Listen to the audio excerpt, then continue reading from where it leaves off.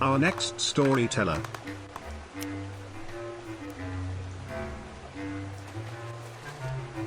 Am I supposed to go up now? Is new to our stage. I'm waiting. I didn't know if this is the right time to go up. Please welcome Elise Blackship. Yay.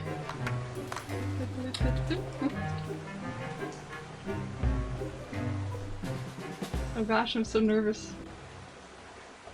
Yar! I'm Elise Blackship. I also go by Lucia Gaming on Twitch. I have been obsessed with pirates ever since the Pirates of the Caribbean movies came out. I also used to play Potco back before it became TLOPO. I was not but a teen then. I used to write a lot of pirate stories at that age.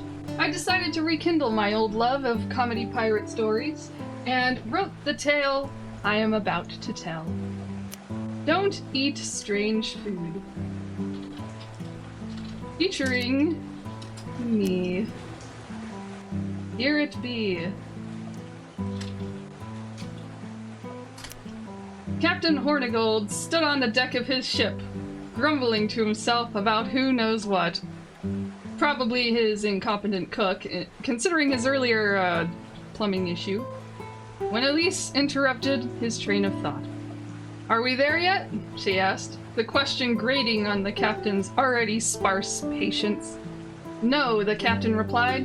"Tortuga is at least a few more hours off." "Ugh," Elise replied. "I could really use some food right now." "Then eat what we've got," the captain snapped. "Go ask that incompetent fool of a cook in the galley." "Ugh, fine," Elise complained, trudging across the deck like a drunken monkey towards the galley. "Hey, Cookie!" Elise called down to Rascal, the gangly-armed chubby cook.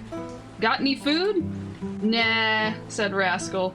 "Unless you want some bugs and rat meat, 'cause that's all I've got." "Darn," said Elise. "We're not far from Tortuga, why don't you wait till then?" Rascal asked. "Because I'm hungry," Elise whined. "I feel ya," said Rascal. "But you're better off waiting." Elise stomped back up onto the deck. She looked around the crew, who was all busy managing the sails and chattering about the things they planned to do on Tortuga. She decided to ask around for victuals. "Hey Johnny," she said to a nimble pirate clinging to the rigging. "Got any snacks?" Johnny only shook his head. "No-eyed Greg?" Elise asked the next pirate, who wore 2 eye patches. "Any food?" "What?" said Greg. "I can't hear you."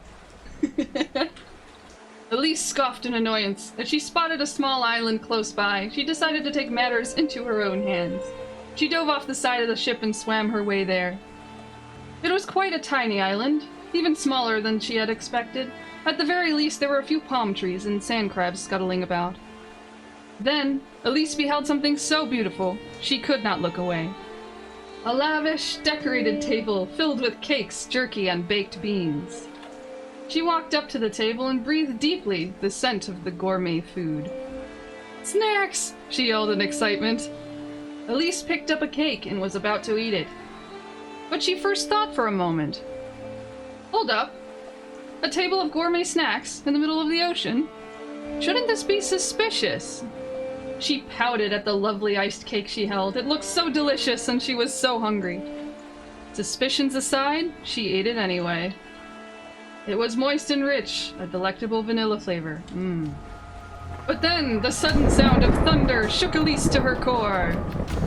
"Do you fear death?" boomed a familiar, accented voice. Elise turned around to see Davy Jones standing directly behind her, his fishy feet in a bucket of seawater. His beard of tentacles squiggled and twitched in annoyance.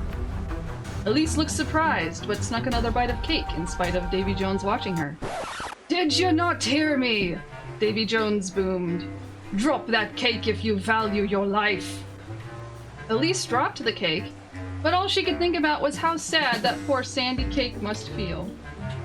"These snacks you have discovered," Davy explained, "are an offering for Calypso.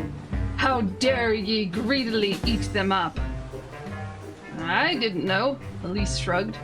So, I can't eat them? No, said Davy harshly. Are you not getting the message? Now leave this island and never return. Elise glanced out at sea, where her captain's ship was but a small dot on the horizon at this point. Sorry, can't do that, Elise replied curtly. My captain's ship is too far, and I'd rather not swim there. Then ye shall pay, Davy spat, waving his gross, barnacle-covered cane in the air, fish magic swirling around it and surrounding Elise. Oh, ew, said Elise, waving her hand in front of her wrinkled nose to waft away the smell. She jumped in surprise when she noticed that her hand was growing feathers. What? Elise turned her hand about, observing as it gradually grew more feathery and less human. Looking up at Davy Jones, it seemed as if he was growing taller.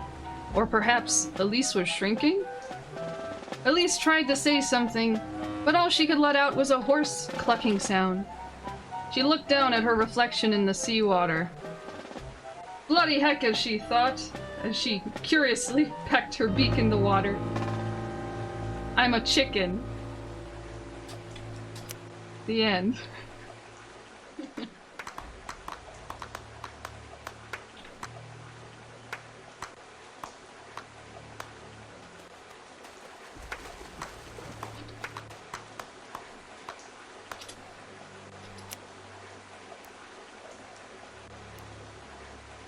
Apparently you are what you eat. Nice job, Elise.